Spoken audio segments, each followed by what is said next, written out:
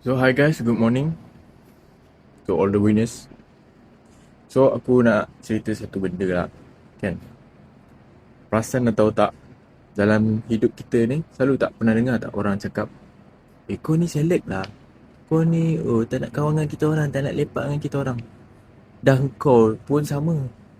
Kau nak macam mana aku nak kawan dengan kau kalau kau pun tak ada perubahan kat diri kau? Betul? Kat kawan kau. Contohlah kawan kau kan, ajak lepak, ajak pergi situ sini, tapi kau tak ada perkembangan insan kau. Faham tak? Bangun lambat, lepas tu kerja pun malas. Lepas tu bila contoh lepak mamak kan. Lepas tu bila dah makan-makan kan, makan-makan, lepas tu borak macam biasa lah, kecil lah kan, ada member yang borak kecil lah.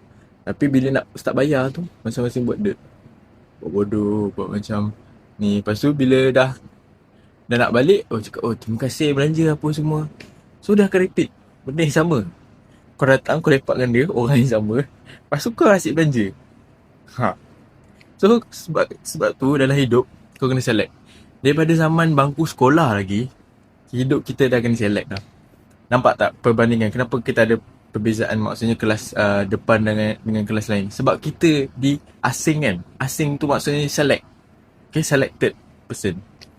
So, soalan kepala otak, hidup kena select.